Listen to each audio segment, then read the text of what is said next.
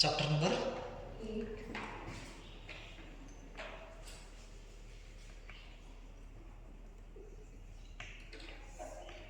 Electromagnetic waves.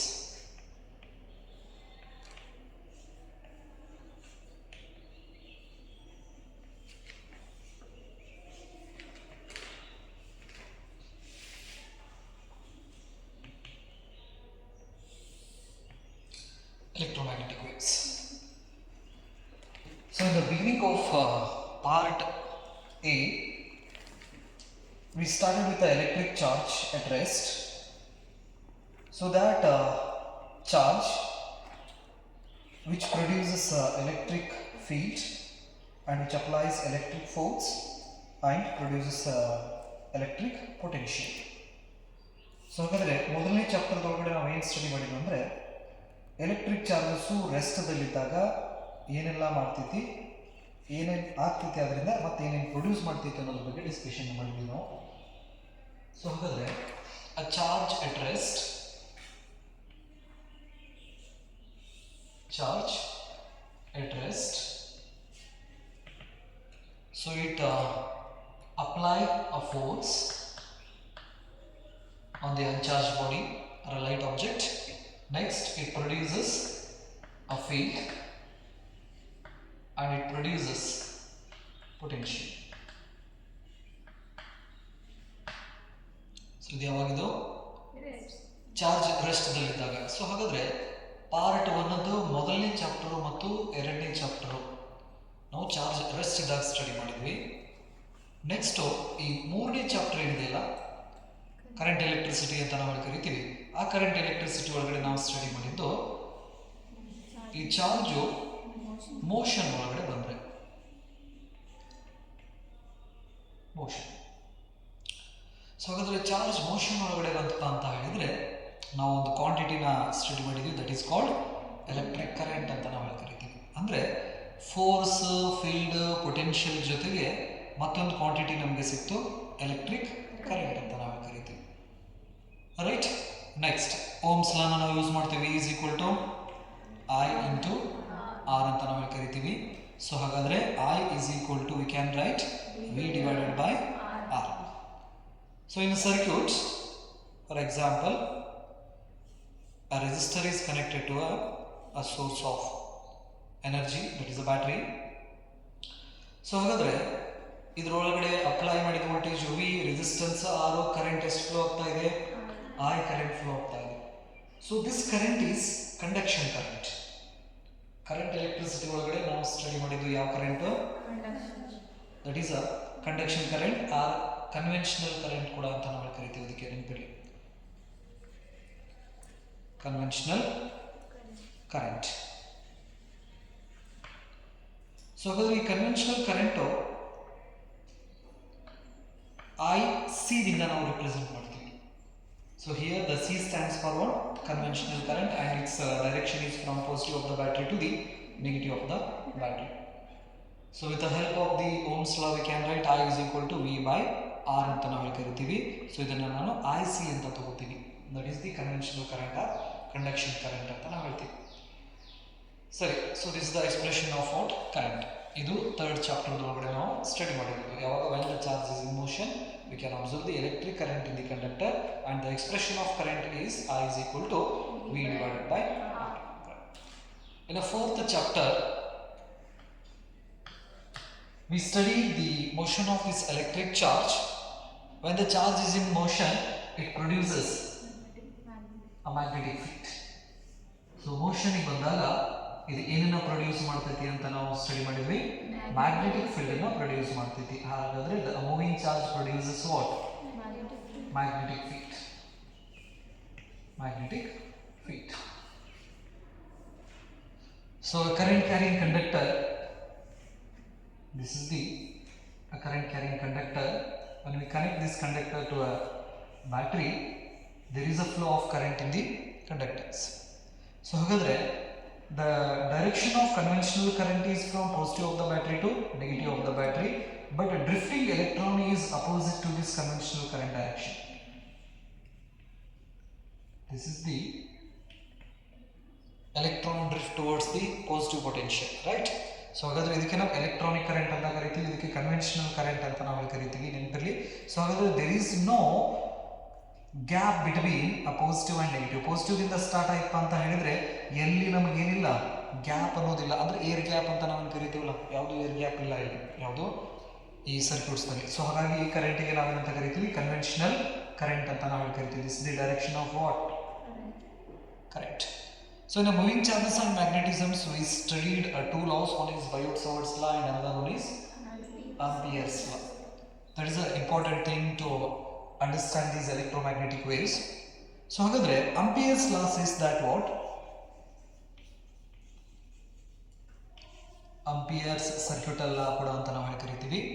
So hagadre Ampere's law ಏನು ಹೇಳ್ತೈತಿ, that is a line integral BDL is equal to mu naught into I ಅಂತ ಹೇಳ್ತೀವಿ. ಹಾಗಾದ್ರೆ here the I stands for what?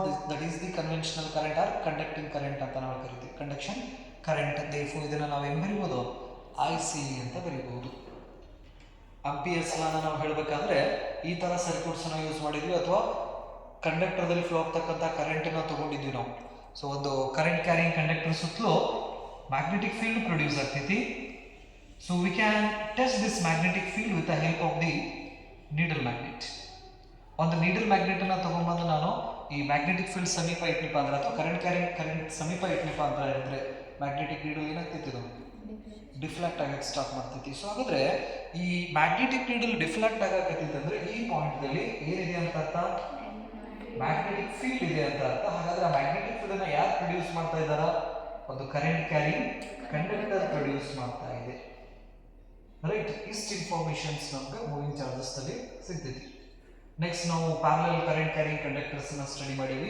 ಅದರಿಂದ 1 ampere ಅಂತ ಹೇಳಿದ್ರೆ ಎಷ್ಟು ಅನ್ನೋದನ್ನ, ಅಂದ್ರೆ ಎರಡು ವಾರದಲ್ಲಿ ಸೇಮ್ ಡೈರೆಕ್ಷನ್ಸ್ ಅಲ್ಲಿ ನಾವು ಕರೆಂಟ್ ಅನ್ನ ಫ್ಲೋ ಮಾಡಿದ್ರೆ ಅವೆರಡರ ಮಧ್ಯೆ ಬರ್ತಕ್ಕಂಥ ಫೋರ್ಸ್ ಅದು ಅಟ್ರಾಕ್ಟಿವ್ ಫೋರ್ಸು. ಡೈರೆಕ್ಷನ್ಸ್ ಅಪೋಸಿಟ್ ಬಂತಂದ್ರೆ ಕರೆಂಟ್ ದ ರಿಪಲ್ಸಿವ್ ಫೋರ್ಸ್ ಅನ್ನ ನಾವು ಎಕ್ಸ್ಪೀರಿಯನ್ಸ್ ಮಾಡ್ತೀವಿ. Okay, right. ಸೊ ಹಾಗಾದ್ರೆ in this chapters V studied magnetism is due to electric current. So ಹಾಗಾದ್ರೆ ಈ ಮೂವಿಂಗ್ ಚಾರ್ಜಸ್ ಚಾಪ್ಟರ್ಸ್ ನಮ್ಗೆ ಏನು ಗೊತ್ತಾಯ್ತು ಅಂದ್ರೆ, ಎಲೆಕ್ಟ್ರಿಕ್ ಫೀಲ್ಡ್ ಅಥವಾ ಎಲೆಕ್ಟ್ರಿಕ್ ಕರೆಂಟ್ ದಿಂದ ಮ್ಯಾಗ್ನೆಟಿಕ್ ಫೀಲ್ಡ್ ಏನಾಗ್ತಾ ಇದೆ, ಪ್ರೊಡ್ಯೂಸ್ ಆಗ್ತಾ ಇದೆ ಅನ್ನೋದನ್ನ ನಾವು ಸ್ಟಡಿ ಮಾಡಿದ್ವಿ. Electric current or a moving charge produces what? Magnetic field. Magnetic field. ಅಥವಾ electric field produces magnetic field.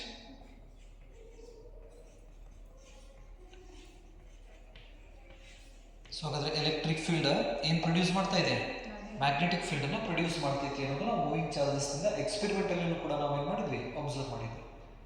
ಇದು 4ನೇ ಚಾಪ್ಟರ್ ಅಲ್ಲಿ ನಾವು ಸ್ಟಡಿ ಮಾಡಿದ್ವಿ, ಹೌದಾ. ನೆಕ್ಸ್ಟ್ ಈ ಎಲೆಕ್ಟ್ರಿಕ್ ಕರೆಂಟ್ ಅನ್ನು ನಾವು ಮೆಜರ್ ಮಾಡೋಕ್ಕೆ ಒಂದು ಡಿವೈಸ್ ಅನ್ನು ಕೂಡ ನಾವು ಸ್ಟಡಿ ಮಾಡಿದ್ವಿ, ಗ್ಯಾಲೋಮೀಟರ್ ಅಂತ ನಾವು ಕರಿತೀವಿ. A galvanometer is a device which detects the presence of electric current and which measures the small amount of current. Galvanometer.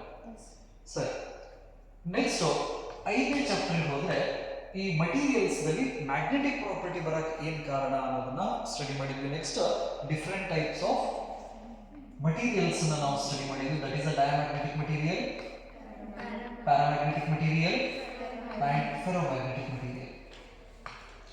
So ಅಂದ್ರೆ ಮಟೀರಿಯಲ್ ಅಲ್ಲಿ ಮ್ಯಾಗ್ನೆಟಿಸಮ್ಸ್ ಹೆಂಗ್ ಬರ್ತೈತಿ, right. Due to the revolution of electrons and spin of electrons we get the magnetism in materials. ಇದು 5ನೇ chapter ಒಳಗಡೆ. ಇನ್ನು 6ನೇ chapter ಬಂದ್ರೆ Michael Faraday ಅವರು the nature always loves symmetry ಅಂತ ನಾವು ಕರಿತೀವಿ. ನೇಚರ್ ಯಾವಾಗಲೂ ಸಿಮೆಟ್ರಿ ರೂಲ್ನ ಫಾಲೋ ಮಾಡ್ತೈತಿ. ಫ್ಯಾರಡೇಸ್ ಪ್ರಕಾರ ಎಲೆಕ್ಟ್ರಿಕ್ ಫೀಲ್ಡ್ ಇಂದ ಮ್ಯಾಗ್ನೆಟಿಕ್ ಫೀಲ್ಡ್ ಪ್ರೊಡ್ಯೂಸ್ ಆಗ್ತೈತೆ ಅಂತ ಹೇಳಿದ್ರೆ ಮ್ಯಾಗ್ನೆಟಿಕ್ ಫೀಲ್ಡ್ ಇಂದ ಎಲೆಕ್ಟ್ರಿಕ್ ಫೀಲ್ಡ್ ಪ್ರೊಡ್ಯೂಸ್ ಆಗಬಹುದಲ್ಲ ಅಂತ ಹೇಳಿ ಅದು ಈ ಸಿಮೆಟ್ರಿ ರೂಲ್ನ ಫಾಲೋ ಮಾಡಿ ಫ್ಯಾರಡೆ ಅವರು ಫ್ಯಾರಡೇಸ್ ಲಾಸ್ ಅನ್ನ ನಾವು ಸ್ಟಡಿ ಮಾಡಿದ್ವಿ. ಹಾಗಾದ್ರೆ ಅವರು ಕೆಲವೊಂದಿಷ್ಟು ಎಕ್ಸ್ಪೆರಿಮೆಂಟ್ಸ್ ಅನ್ನ ಮಾಡಿ ರಿಸಲ್ಟ್ಸ್ ಅನ್ನ ಕೊಡ್ತಾರೆ ನಮಗೆ. ಆ ರಿಸಲ್ಟ್ಸ್ ನಿಂದ ಏನು ಗೊತ್ತಾಗ್ತದೆ ಅಂದ್ರೆ magnetic flux that is π is equal to B A cos theta ಅಂತ ಕರಿತೀವಿ. ಇದು ಮ್ಯಾಗ್ನೆಟಿಕ್ ಫ್ಲಕ್ಸ್. ಇನ್ನು ಈ ಕೇಸಿಗೆ ಯಾವುದು ಸೆಕೆಂಡ್ ಚಾಪ್ಟರ್ದಲ್ಲಿ ನಾವು ಈ ಕೆಪಾಸಿಟರ್ ಅನ್ನೋ ಒಂದು ಕಾನ್ಸೆಪ್ಟ್ ಅನ್ನು ಸ್ಟಡಿ ಮಾಡಿದ್ವಿ, ಹೌದಾ? ಸೊ ಹಾಗಾದ್ರೆ ಕೆಪಾಸಿಟರ್ದಲ್ಲಿ ನಾವೇನಾದ್ರೂ ಒಂದು ಬ್ಯಾಟ್ರಿನ ಕನೆಕ್ಟ್ ಮಾಡಿದ್ವಿ ಅಂದ್ರೆ ಕೆಪಾಸಿಟರ್ ಚಾರ್ಜ್ ಆಗ್ತೈತಿ ಅಂತ ನಾವು ಹೇಳ್ತೀವಿ. ಚಾರ್ಜಿಂಗ್ ಅಂದ್ರೆ ಈ ಪ್ಲೇಟ್ ಮೇಲ್ಗಡೆ ಚಾರ್ಜಸ್ ಬಂದು ಏನಾಗ್ತಾವ, ಚಾರ್ಜಸ್ ಅಕ್ಯುಮುಲೇಟ್ ಆಗುವಂತ ಹೋಗ್ತಾವ. ಈ ತರ ಇದಕ್ಕೆ ಕೆಪಾಸಿಟರ್ ಚಾರ್ಜ್ ಆಗತೈತಿ ಅಂತ ನಾವು ಕರಿತೀವಿ. ಇಷ್ಟು ಸೆಕೆಂಡ್ ಚಾಪ್ಟರ್ ಒಳಗಡೆ ಇನ್ಫಾರ್ಮೇಶನ್ಸ್ ಇಷ್ಟು ಗೊತ್ತೈತೆ ನಮಗೆ. ನೆಕ್ಸ್ಟ್ ಫಸ್ಟ್ ಚಾಪ್ಟರ್ದಲ್ಲಿ ನಾವು ಎಲೆಕ್ಟ್ರಿಕ್ ಫ್ಲಕ್ಸ್ ಬಗ್ಗೆನೂ ಕೂಡ ಡಿಸ್ಕಷನ್ ಮಾಡಿದ್ವಿ. This electric flux equal to E A cos theta ಅಂತ ನಾವು ಹೇಳ್ತೀವಿ. ಇದು ಯಾವ ಫ್ಲಕ್ಸ್? ಇದು ಎಲೆಕ್ಟ್ರಿಕ್ ಫ್ಲಕ್ಸ್. ಇದು ಮ್ಯಾಗ್ನೆಟಿಕ್ ಫ್ಲಕ್ಸ್ ಅಂತ ನಾವು ಕರಿತೀವಿ, ರೈಟ್? ಓಕೆ. ಸೊ ಹಾಗಾದ್ರೆ according to this Faraday's law, whenever this magnetic flux lead to any coil or a conductor, what happens? An EMF induces. That induced EMF is equal to minus d pi v divided by dt. ಹೌದಾ? ಇದು ಇಷ್ಟು EMF induce ಆಗ್ತೈತಿ ಅಂತ ಹೇಳಿ ಏನು Faraday's ಲಾದಿಂದ ನಾವು ನೋಡ್ತೀವಿ. So ಹಾಗಾದ್ರೆ ಈ ಫ್ಯಾರಡೇಸ್ ಲಾಸ್ನ ಯೂಸ್ ಮಾಡಿಕೊಂಡು ಲಾಸ್ಟ್ ನಾವು ಎ ಸಿ ಜನರೇಟರ್ ಅಂತ ಒಂದು ಕಾನ್ಸೆಪ್ಟ್ ಅನ್ನ ಸ್ಟಡಿ ಮಾಡ್ತೀವಿ. A C generator. ಸೊ ಹಾಗಾದ್ರೆ ಆ ಎ ಸಿ ಜನರೇಟರ್ ಇಂದ we produce alternating current. This is the graphical representation of what? A C alternating current ಅಂತ ನಾವು ಕರಿತೀವಿ. ಸೊ ಹಾಗಾದ್ರೆ when we apply this AC current, that is AC to a circuit elements, ನಾವು chapter number 7 ನಲ್ಲಿ alternating current ದಲ್ಲಿ ನಾವು ಮಾಡಿದ್ದೇನೆಂದ್ರೆ ಈ AC current ಅನ್ನು ನಾನು ಪ್ಯೂರ್ ರೆಸಿಸ್ಟರ್ ಸರ್ಕ್ಯೂಟ್ ಗೆ ಕನೆಕ್ಟ್ ಮಾಡಿದ್ರೆ ಆ ಪ್ಯೂರ್ ರೆಸಿಸ್ಟರ್ ಸರ್ಕ್ಯೂಟ್ ಯಾವ ತರ ಬಿಹೇವ್ ಮಾಡ್ತಿತ್ತು ಅನ್ನೋದನ್ನ ಸ್ಟಡಿ ಮಾಡಿವಿ. ನೆಕ್ಸ್ಟ್ ಕೆಪಾಸಿಟರ್ ಗೆ ನಾವು ಕನೆಕ್ಟ್ ಮಾಡಿದ್ರೆ how this capacitor react to this AC source and inductor.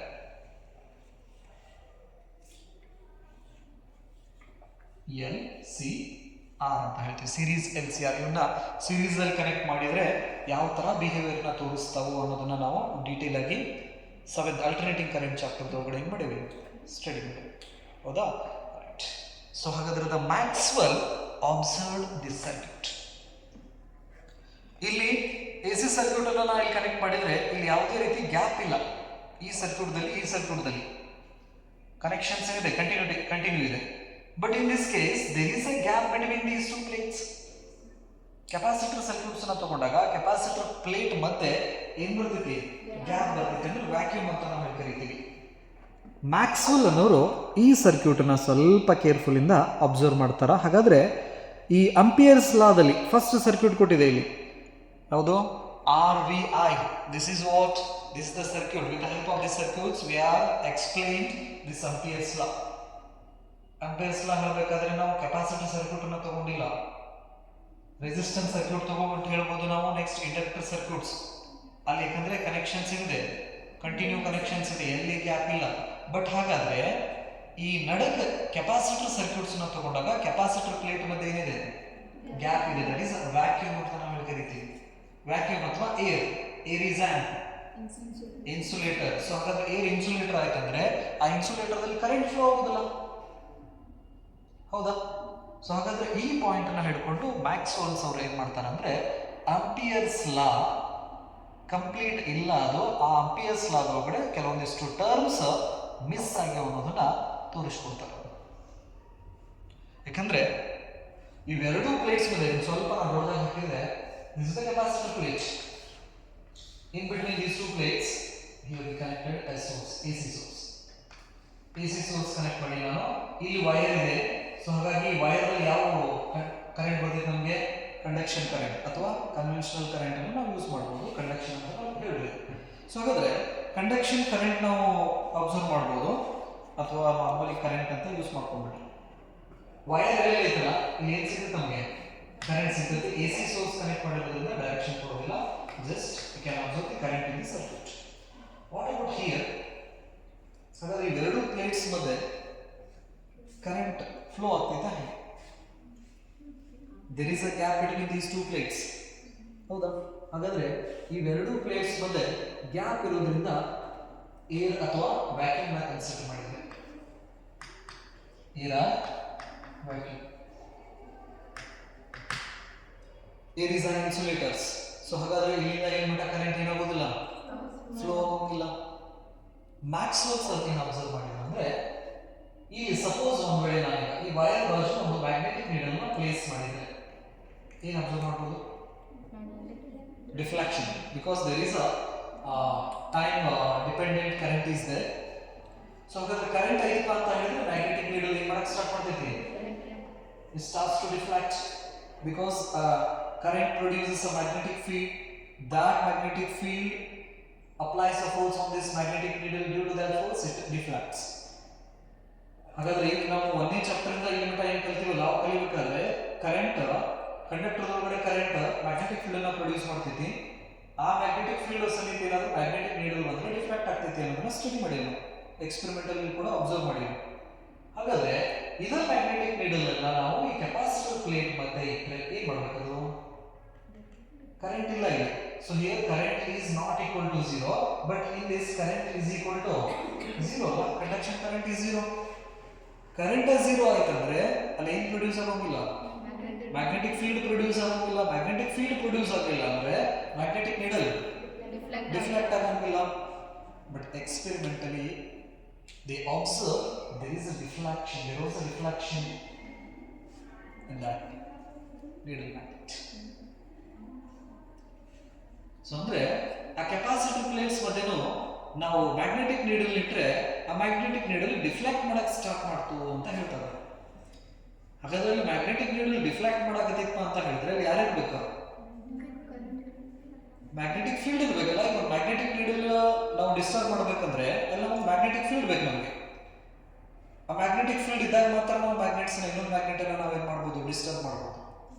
ಇಲ್ಲಿ ಕರೆಂಟ್ ಮ್ಯಾಗ್ನೆಟಿಕ್ ಫೀಲ್ಡ್ ಅನ್ನ ಪ್ರೊಡ್ಯೂಸ್ ಮಾಡ್ತೈತಿ. ಆ ಪ್ರೊಡ್ಯೂಸ್ ಅಂತ ಮ್ಯಾಗ್ನೆಟಿಕ್ ಫೀಲ್ಡ್ ನೀಡಲ್ ಅನ್ನ ಡಿಸ್ಟರ್ಬ್ ಮಾಡ್ತೈತಿ ಈ ಪಾಯಿಂಟ್ ಅಂದ್ರೆ ಎಲ್ಲೆಲ್ಲಿ ವೈರ್ ಐತಲ್ಲ ಅಲ್ಲಿ. ಬಟ್ ಇಲ್ಲಿ ಯಾವುದೇ ರೀತಿ ಕನೆಕ್ಷನ್ ಇಲ್ಲ, ಏರ್ ಇದೆ. ಈ ಗ್ಯಾಪ್ ಮಧ್ಯೆ ನಾವು ನೀಡಲ್ ಪ್ಲೇಸ್ ಮಾಡಿದಾಗಲೂ ಕೂಡ ನೀಡಲ್ ಡಿಫ್ಲೆಕ್ಟ್ ಮಾಡ್ತೈತೆ ಅಂದ್ರೆ ಅದರ ಅರ್ಥ ಏನು? ಅಲ್ಲಿ ಮ್ಯಾಗ್ನೆಟಿಕ್ ಫೀಲ್ಡ್ ಪ್ರೊಡ್ಯೂಸ್ ಆಗತೈತಿ, ಹೌದಾ? ಬಟ್ ಅಲ್ಲಿ ಕಂಡಕ್ಷನ್ ಕರೆಂಟ್ ಇಲ್ಲ, ಕನ್ವೆನ್ಷನಲ್ ಕರೆಂಟ್ ಅಂತ ನಾವು ಕರಿತೀವಲ್ಲ ಆ ಕರೆಂಟ್ ಇಲ್ಲ. ವೈರ್ ಕನೆಕ್ಷನ್ ಇಲ್ಲ, ಅಲ್ಲಿ ಕರೆಂಟ್ ಇಲ್ಲ. ಕರೆಂಟ್ 0 ಆಗೈತಿ. ಕರೆಂಟ್ 0 ಆದ್ರೂ ಕೂಡ ಮ್ಯಾಗ್ನೆಟಿಕ್ ನೀಡಲ್ ರಿಫ್ಲೆಕ್ಟ್ ಮಾಡ್ತಾ ಇದೆ ಅಂದ್ರೆ there must be a magnetic field between these two plates.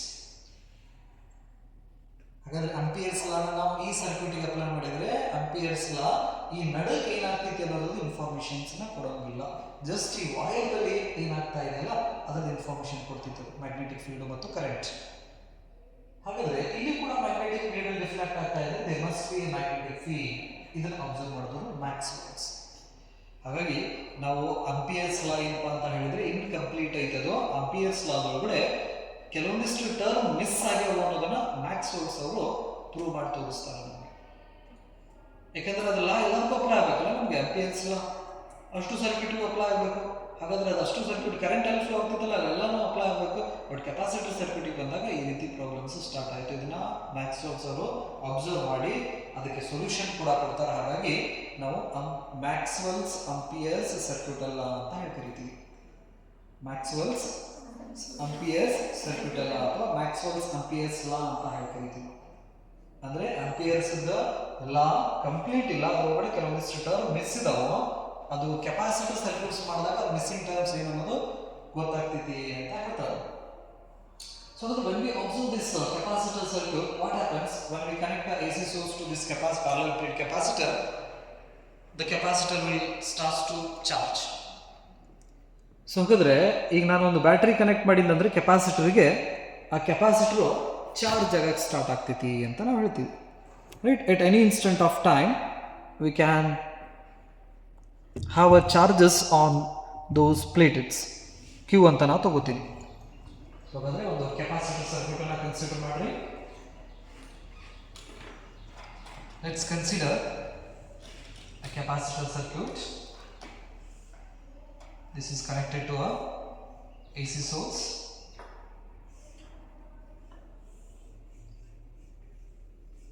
तो potential difference connect ಮಾಡ್ಕೊರಿ, ಪ್ರಾಬ್ಲಮ್ ಇಲ್ಲ. So ಹಾಗಾದ್ರೆ when we connect a battery to this capacitor plate, what happens? There is a flow of charges the capacitor starts to charge. Capacitor ಏನಾಗುತ್ತೆ start ಆಗ್ತೈತಿ charge ಆಗಕ್ಕೆ start ಆಗ್ತೈತಿ. So ಹಾಗಾದ್ರೆ ಇಲ್ಲಿ AC source ನಾವು connect ಮಾಡೋದ್ರಿಂದ half cycle ಇದು positive ಆದರೆ ಇದು ನೆಗೆಟಿವ್ ಆಗ್ತೈತಿ, ನೆಕ್ಸ್ಟ್ ಹಾಫ್ ಸೈಕಲ್ ಇದು ಪಾಸಿಟಿವ್ ಆದರೆ ಇದು ನೆಗೆಟಿವ್ ಆಗ್ತೈತಿ. ಸೊ ಹಾಗಾದ್ರೆ in between the plates, so for half cycle the direction of electric field is from left to right. Next half cycle the direction of electric field is from right to left. ಇದನ್ನ ಏನು connect ಮಾಡಿದಾಗ ಇದು ನಾವು AC connect ಮಾಡಿದಾಗ. DC connect ಮಾಡಿದಾಗ ಏನಾಗ್ತೈತಿ ಒಂದು ಕಡೆ ಪಾಸಿಟಿವ್ ಇನ್ನೊಂದು ಕಡೆ ನೆಗೆಟಿವ್ ಇರೋದ್ರಿಂದ ನಮಗೆ ಎಲೆಕ್ಟ್ರಿಕ್ ಫೀಲ್ಡ್ ಒಂದೇ ಡೈರೆಕ್ಷನ್ಗೆ ಸಿಗ್ತೈತಿ. ಬಟ್ AC ಸೋರ್ಸ್ನ ಕನೆಕ್ಟ್ ಮಾಡೋದ್ರಿಂದ ಅಲ್ಟರ್ನೇಟಿವ್ಲಿ ಎಲೆಕ್ಟ್ರಿಕ್ ಫೀಲ್ಡ್ ಏನಾಗ್ತಿರ್ತೈತಿ ಇಲ್ಲಿ ಚೇಂಜ್ ಆಗ್ತೈತಿ. positive negative ಈ ತರ alternatively change ಆಗಿರುತ್ತೆ. Okay, so let us consider the 2 points, one is P and another one is N. P ಮತ್ತು M ನ ಕನೆಕ್ಟ್ ಮಾಡ್ಕೊಳ್ಳಿ. ಸೊ ಹಾಗಾದ್ರೆ ಇಲ್ಲೊಂದು ಪೆರಿಮೀಟರ್ ನ ತಗೋರಿ, ಅಂದ್ರೆ ಸರ್ಕಲ್ ನ ತಗೋರಿ, ಇಲ್ಲೊಂದು ಸರ್ಕಲ್ ತಗೋರಿ.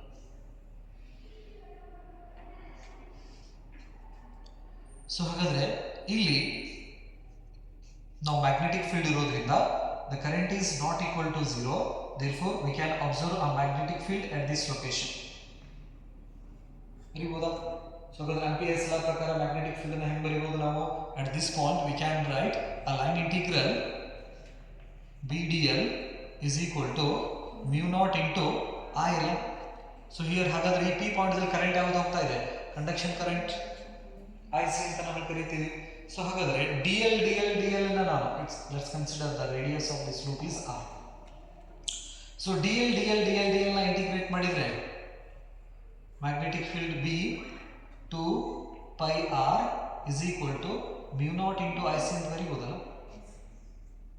DL ಮಾಡಿದ್ರೆ circumference of the circle ಅಂತ ನಾವು ಕರೀತೀವಿ.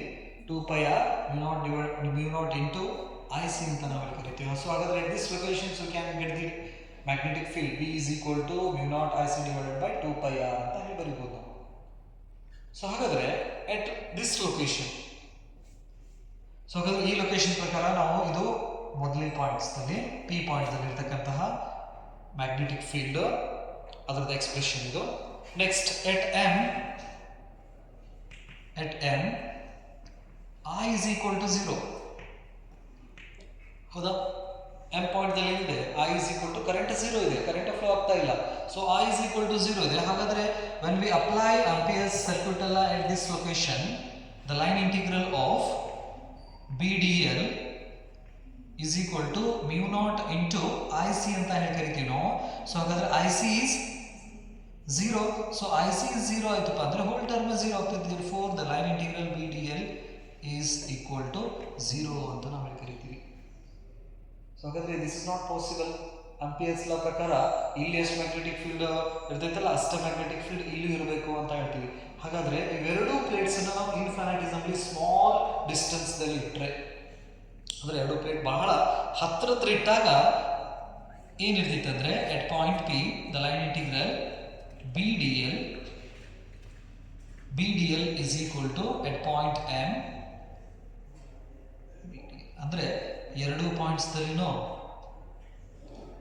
ಮ್ಯಾಗ್ನೆಟಿಕ್ ಫೀಲ್ಡ್ ಏನಿರ್ತೈತೆ ಅಂತ ಹೇಳ್ತಾರೆ ಅವರು, ಸೇಮ್ ಇರ್ತೈತಿ ಅಂತ ಹೇಳ್ತಾರೆ. ಹಾಗಾದ್ರೆ ಹಿಂಗಿರ್ಬೇಕಂದ್ರೆ ಇಲ್ಲಿ ಒಂದು ಟರ್ಮ್ ಮಿಸ್ಸಿಂಗ್ ಇದೆ. ಏನ್ ಟರ್ಮ್ ಅಂತ ಹೇಳಿದ್ರೆ that is a current. Because in a moving charges and magnetisms we studied a current produces a magnetic field. when we observe in this reason there is a change in electric field. So ಹಾಗಾದ್ರೆ electric field ಒಂದ್ಸಾರಿ ಹಿಂಗೆ ಹೋಗ್ತಾ ಇದೆ, ಒಂದ್ಸಾರಿ ಏನಾಗ್ತಾ ಇದೆ ಇನ್ನೊಂದು directions ಬರ್ತಾ ಇದೆ. ಹಾಗಾದ್ರೆ ಮ್ಯಾಕ್ಸ್ವೆಲ್ ಅವ್ರು ಏನು ಹೇಳ್ತಾರೆ ಅಂದ್ರೆ due to this changing electric field, ಇಲ್ಲಿ ಎಲೆಕ್ಟ್ರಿಕ್ ಫೀಲ್ಡ್ ಇದೆಯಲ್ಲ ಈ ಎಲೆಕ್ಟ್ರಿಕ್ ಫೀಲ್ಡ್ ಚೇಂಜ್ ಆಗೋದ್ರಿಂದ ಅವರ ಎಲೆಕ್ಟ್ರಿಕ್ ಫ್ಲಕ್ಸ್ ಏನಾಗ್ತೈತಿ ಚೇಂಜ್ ಆಗ್ತಾ ಹೋಗ್ತೈತಿ. ಒಂದು ಪ್ಲೇಟ್ ಇನ್ನೊಂದು ಪ್ಲೇಟ್ ನಡುವೆ ಎಲೆಕ್ಟ್ರಿಕ್ ಫ್ಲಕ್ಸ್ ಅಂತ ನಾವು ಕರಿತೀವಿ. ಅದರ ಎಕ್ಸ್ಪ್ರೆಷನ್ ಆಲ್ರೆಡಿ ಕೊಟ್ಟಿದ್ದೀನಿ ನಮಗೆ. ಸೊ ಹಾಗಾದ್ರೆ in between these two plates there is a changing electric flux.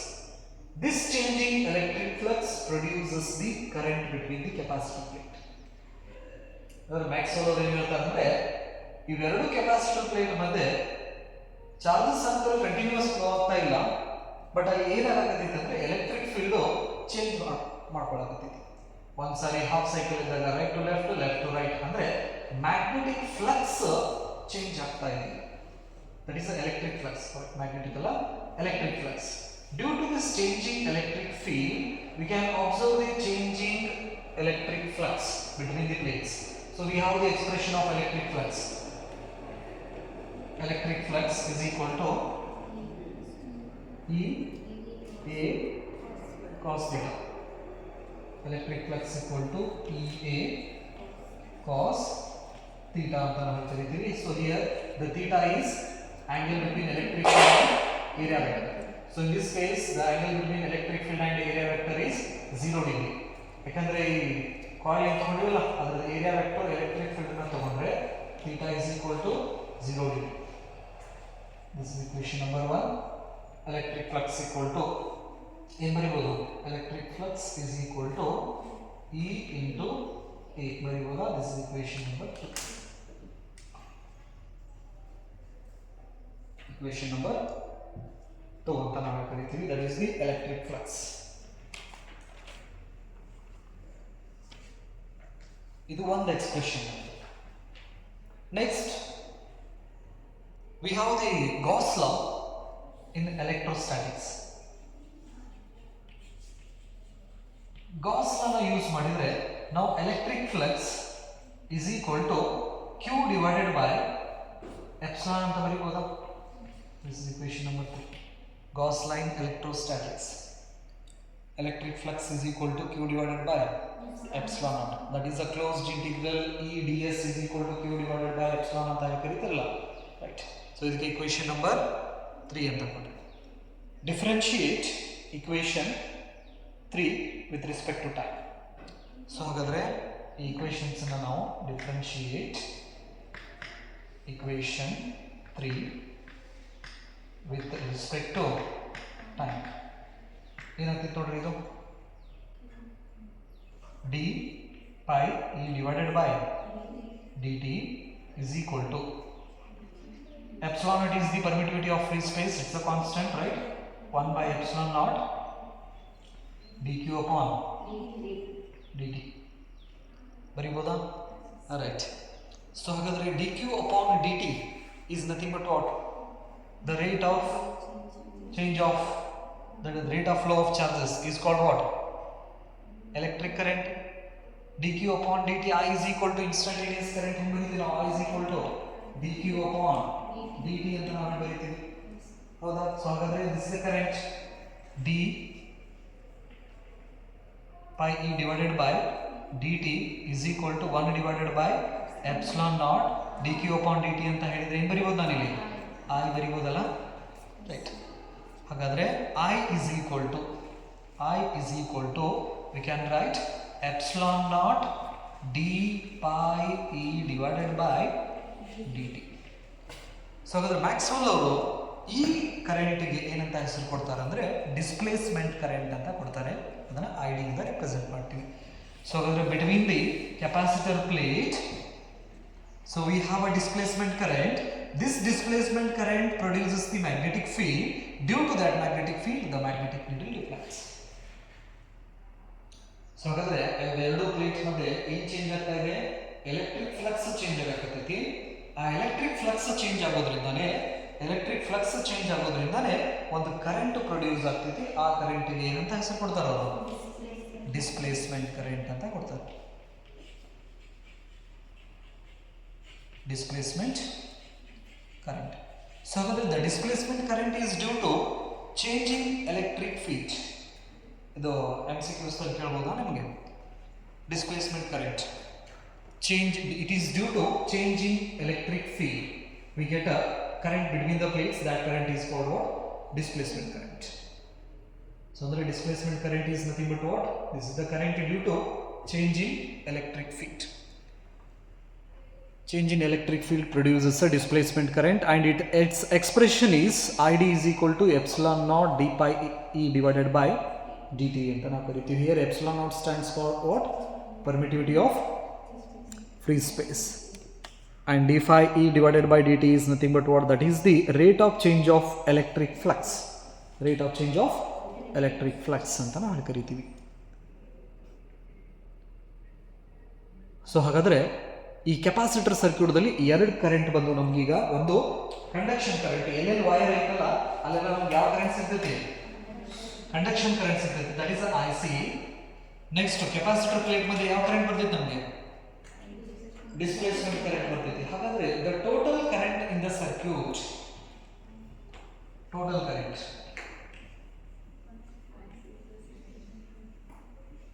Total current ಅನ್ನು ನಾವು I is equal to conduction current plus displacement current ಬರೀಬಹುದಾ?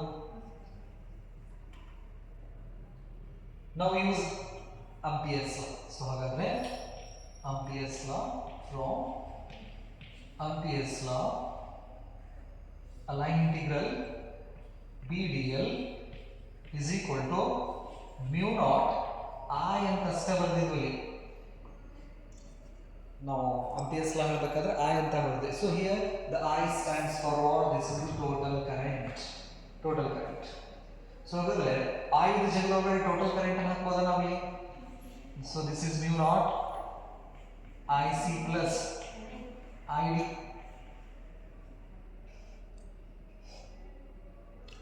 ಹಾಗಾದ್ರೆ ಎಕ್ಸ್ಪ್ರೆಷನ್ ಗೊತ್ತಿದೆ ನಮಗೆ, mu naught IC conduction current plus displacement current epsilon naught d by a divided by dt.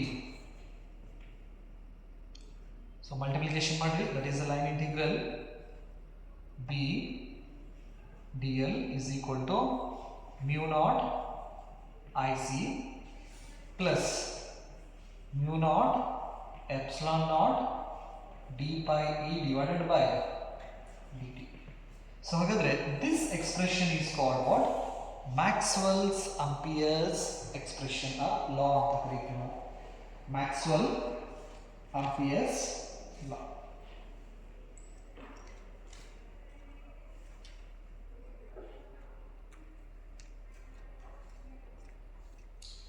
Maxwell's Ampere's law.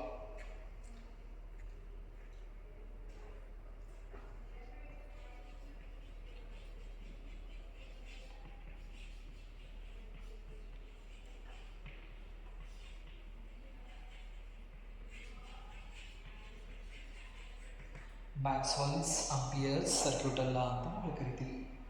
So ಹಾಗಾಗಿ ಈ Ampere's law ದಲ್ಲಿರತಕ್ಕಂಥ ಇನ್ಕನ್ಸಿಸ್ಟೆನ್ಸಿನ complete ಮಾಡಿದವರು ಯಾರು? Maxwell's. So ಹಾಗಾಗಿ ಎರಡು course ನಾವು ಮ್ಯಾಕ್ಸ್ವೆಲ್ಸ್ Ampere's law ಅಂತ ಕರಿತೀವಿ. ಇಲ್ಲಿ ನೀವು ಡಿಸ್ಪ್ಲೇಸ್ಮೆಂಟ್ ಕರೆಂಟ್ ಡೆಫಿನಿಷನ್ಸ್ ಸ್ವಲ್ಪ ನೋಡ್ಕೊಂಡಿರ್ತೀರಿ. ಡಿಸ್ಪ್ಲೇಸ್ಮೆಂಟ್ ಅಂದರೆ current due to change in electric field. Displacement current change in electric field is called what? It produces the displacement current. So ಹಾಗಾದ್ರೆ ಇವಾಗ ಏನಾಯ್ತು? ಕಂಪ್ಲೀಟ್ ಆಯ್ತು. ಎರಡು ಕರೆಂಟ್ಸ್ ನಾವು ಯಾಕಂದ್ರೆ ನಾವು ಇದನ್ನೆಲ್ಲ ಪ್ರಾಕ್ಟಿಕಲಿ ನಾವು ಅಬ್ಸರ್ವ್ ಮಾಡ್ತೀವಿ. ಈ ರೀಸನ್ ಇನ್ಸುಲೇಟರ್ ಅಂತ ಕರಿತೀವಿ, ಕರೆಂಟ್ ಫ್ಲೋ ಆಗೋಂಗಿಲ್ಲ. ಹಾಗಾದ್ರೆ ನಾವು ಎಕ್ಸ್ಪೆರಿಮೆಂಟ್ ಮಾಡಕ್ಕೆ ಹೋದಾಗ ಮ್ಯಾಗ್ನೆಟಿಕ್ ಫೀಲ್ಡ್ ಡಿಫ್ಲೆಕ್ಟ್ ಆಗ್ತಿತ್ತು ಅಂತ ಹೇಳಿದ್ರೆ ಯಾರಾದರೂ ಮ್ಯಾಗ್ನೆಟಿಕ್ ಫೀಲ್ಡ್ ಅನ್ನು ಪ್ರೊಡ್ಯೂಸ್ ಮಾಡಿರ್ಬೇಕಲ್ಲ. ಹಾಗಾದ್ರೆ ಪ್ಲೇಟ್ಸ್ ಮತ್ತೆ ಏನಾಗ್ತಾ ಇದೆ ಅಂತ ನೋಡಿ ಚೆಕ್ ಮಾಡಿದಾಗ ಎಲೆಕ್ಟ್ರಿಕ್ ಫೀಲ್ಡ್ ಚೇಂಜ್ ಆಗ್ತಾ ಇದೆ. ಈ changing electric field flux link ಮಾಡೋದನ್ನ ಚೇಂಜ್ ಮಾಡ್ತಾ ಇದೆ. ಆ ಫ್ಲಕ್ಸ್ ಲಿಂಕ್ ಆಗೋದ್ರಿಂದ ಒಂದು ಕರೆಂಟ್ ಏನಾಗ್ತೈತಿ ಇಲ್ಲಿ ಪ್ರೊಡ್ಯೂಸ್ ಆಗ್ತೈತಿ. ಆ ಕರೆಂಟ್ ಮ್ಯಾಗ್ನೆಟಿಕ್ ಫೀಲ್ಡ್ ಅನ್ನ ಪ್ರೊಡ್ಯೂಸ್ ಮಾಡ್ತೈತಿ ಅಂತ ಹೇಳಿ ಮ್ಯಾಕ್ಸ್ವೆಲ್ಸ್ ಲಾ.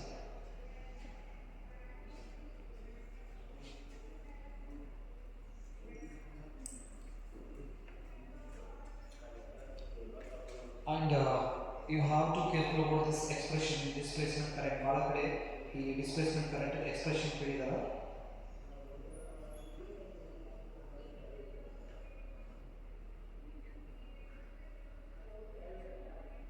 ಬರ್ತಾ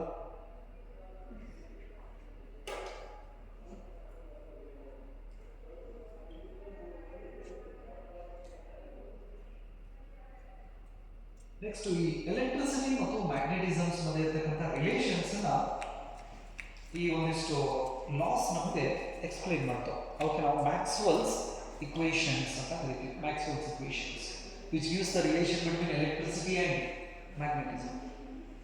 ಈಗ ನೋಡಿ ಈ ಎಕ್ಸ್ಪ್ರೆಷನ್ಸ್ ಅಲ್ಲಿ ಕರೆಂಟ್ ಇದೆ, ಹೌದಾ? ಈ ಕಡೆ ಮ್ಯಾಗ್ನೆಟಿಕ್ ಫೀಲ್ಡ್ ಇದೆ. ಇದರಲ್ಲಿ ಮ್ಯಾಗ್ನೆಟಿಕ್ ಫೀಲ್ಡ್ ಮತ್ತು ಎಲೆಕ್ಟ್ರಿಕ್ ಕರೆಂಟ್ ಅವರ ಮಧ್ಯೆ ಇರತಕ್ಕಂಥ ರಿಲೇಷನ್ಸ್ ತಿಳಿಸ್ಕೊಡೋ ಕೆಲಸ ಮಾಡ್ತೀವಿ. ಇದು ಒಂದೇ ಎಕ್ಸ್ಪ್ರೆಷನ್ ಅಲ್ಲ, ಇಂಥವು ನಾವು ಒಂದು 4 ಎಕ್ಸ್ಪ್ರೆಷನ್ಸ್ ನೋಡ್ತೀವಿ which helps us to understand the relation between electricity and magnetism. ಆ equations ಗೆ ನಾವು Maxwell's equations ಅಂತ ಕರಿತೀವಿ. Maxwell's equations. ಎಷ್ಟು ಬರ್ತದ? Next, Maxwell's equations. Maxwell's equation.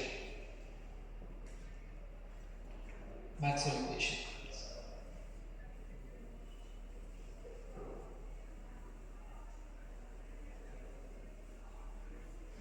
Maxwell's equation in vacuum ಕೂಡ ಅಂತ ಹೇಳ್ತೀವಿ ನಾವು. ಓಕೆ, ಸೊ ಹಾಗಾದ್ರೆ these equation gives the relation between Maxwell's equation gives the relation between what?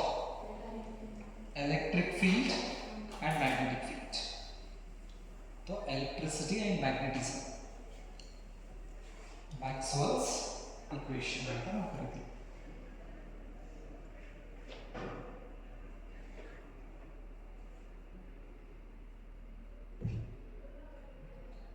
Maxwell's equation in vacuum.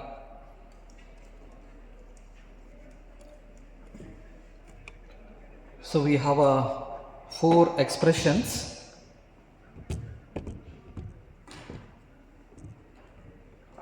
The first one is Gauss line electrostatics. Maxwell's equations ದಲ್ಲಿ first law ಯಾವುದು? Gauss line electrostatics. So according to the Gauss law, a closed integral EDS is equal to Q divided by epsilon naught. So ನಾವು ಇಲ್ಲಿ S ಇದ್ದಲ್ಲಿ E ಕೂಡ ತಗೋಬಹುದಾ? ನೆನಪಿರಲಿ, ಇದರ equations ನಾನು ಹೀಗೂ ಕೂಡ ಬರೀತೀವಿ. A closed integral E into dA is equal to Q divided by epsilon naught. Gauss line electrostatics. Next, Gauss line magnetism. Second one is Gauss line magnetism. That is a closed integral B dl is equal to 0. This is the Gauss line magnetism. Gauss line magnetism. Gauss line magnetism. Next, Faraday's law. Third expression is Faraday's law. That is integral E dl is equal to minus d pi b divided by dt. Faraday's law. Faraday's law ಅಂದ್ರೆ ಈ Faraday's laws of expressions ಅನ್ನು ನಾವು ಬರೀಬೇಕಾದ್ರೆ ಹಿಂಗೆ ಬರೀತೀವಿ. EMF is equal to minus d pi by divided by dt ಅಂತ ನಾವು ಕರಿತೀವಿ. So then we have the expression of electric field and this potential E is equal to dV upon dl ಅಂತ ನಾವು ಕರಿತೀವಿ. Second chapter ಒಳಗಡೆ ಇದೆ. That is the relation between electric field and electric potential. Equipotential surface ಹೇಳಬೇಕಾದ್ರೆ ಹೇಳ್ತೀವಿ ನಾವು. ಹಾಗಾದ್ರೆ dV is equal to we can write E into dl. ಬರೀಬಹುದಾ? So ಹಾಗಾದ್ರೆ ಇಂಟಿಗ್ರೇಷನ್ಸ್ ಮಾಡಿದ್ರೆ we get what? E is equal to integration E into dl. So E ಅಂತ ಇದ್ದಲ್ಲಿ ನಾವೇನು ಬರೀಬೋದು? EMF ಅಂತ ಹಾಕೋಬೋದಲ್ಲ. EMF is equal to integration E into dl ಅಂತ ನಾವು ಕರಿತೀವಿ. ಹಾಗಾಗಿ EMF ಇದ್ದ ಜಾಗದೊಳಗಡೆ ನಾನು ಇಲ್ಲಿ ಏನು ಮಾಡ್ತೀನಿ? Integration E dl. E dl is equal to minus d pi b divided by dt. This is third expression. Next, the fourth expression is Maxwell's Ampere's circuit law. Maxwell's or Ampere's Maxwell's law.